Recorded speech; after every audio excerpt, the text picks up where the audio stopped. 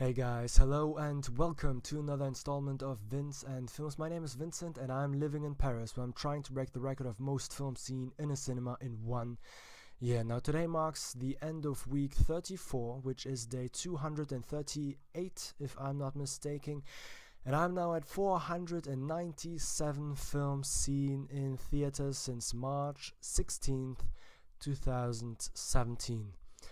And let me tell you, every time I look at myself in the mirror, every morning, I just see I have red lines around my eyes, especially underneath my eyes, which you see that there's a sag of just, I've lost several years watching and several years of eyesight watching all these films. But anyway, next week, when we speak again, I will have crossed the bar of 500 movies, which is the bar set by the record for the minimum requirement of films to watch in order to set the record of most films seen in a cinema in 1 year, and I'm almost there. This week, I want to talk only about two films, which there were many more that I saw. I thought I saw 14 films and pretty good films, but there were two that caught my attention. The first one, because it wasn't as bad as I thought, which is Geostorm. Now, I think if you look throughout the internet, everybody's going to tell you that it's a piece of garbage. I understand why people are saying that, but I had the chance to see the film in 4DX, which is the moving seats with water in your face and wind and smells, not that much though, and just moving seats, and when getting kicks or some things in your back.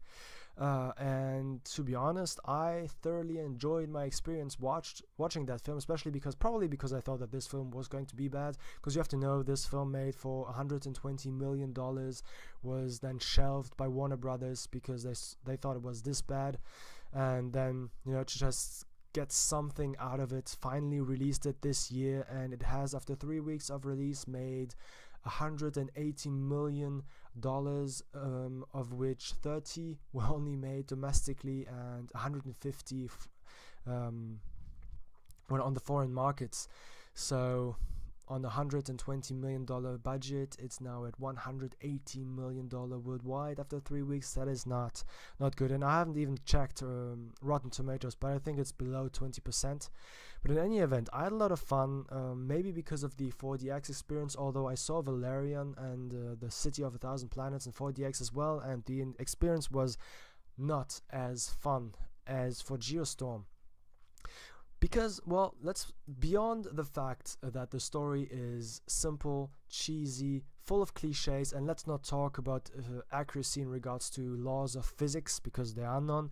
But other than that, I thought that the story made pretty much sense, and it was still fun to follow Jared Butler and the other characters, and what was the actress's name? Abby Cornish, I think is. She was fun as a secret agent, not very believable overall when you think about it, but overall just a fun experience that, especially since the subject I thought was very ambitious with a project about the effects of global warming and climate change and man's attempt to try to control the weather now that it is beyond the point of no return, and the disastrous effects that this can have. Well, even though it is, the disastrous effects are technically man-made, but still, fun subject. But the movie I really want to talk about now, which I thoroughly enjoyed, was Carbone. It is a French film directed by Olivier Marchal. I saw two films of his, the first one being Les Lyonnais, the guys from Lyon, which is a kind of gangster film about this group of underground gangsters in Lyon who are called the guys from Lyon. I mean, Les Lyonnais qualifies people who comes from the city of Lyon, which is one of the biggest cities in France after Paris and Marseille and Nice maybe. And then 36 Quai des Orfèvres, 36 K of Orfèvres, which is an address, and I think it's the address of the internal affairs of the police, if I'm not mistaken, which was awesome as well.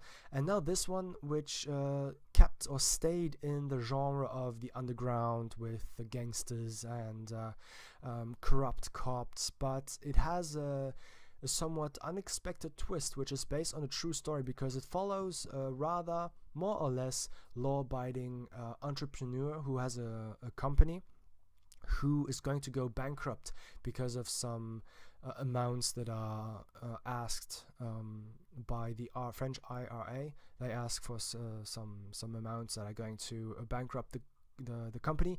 So in order to save the company and make some bucks, he sets up a scam, which was real, because the European Union allowed companies who had a sort of CO2 emission that was above the quotas set by the European Union to buy the difference from companies who had a quota that was, or amount that was beneath the quota of the European Union. So you had a financial market of those quotas, or those amounts of CO2 emissions. And so what he does is he creates this financial bubble within the European Union with fake companies who sell these amounts of CO2 or differences of CO2 to each other, and he makes millions. But in order to set this up, he has to get money from people, but nobody wants to lend him money, so he borrows money from people who are shady people. And of course everything goes well, but then things happen. The financial police gets involved. The shady people want more of the cut, or bigger cuts than they were supposed to get, and so things turn ugly. And it's just a thoroughly great and enjoyable film with a great production design. The settings are cool, the characters are well written and just have several layers. And you have Gérard Depardieu, who plays a Jewish asshole millionaire, which is just fun, and Benoît Magimel, that even though he has a drug problem, delivers a great performance. And overall, just an unexpected and not necessarily predictable film that I can only recommend. Carbone by Olivier Marchal. That's it for this week. Now, next week I will be at 500. Let's get there. Have a good evening. Salut.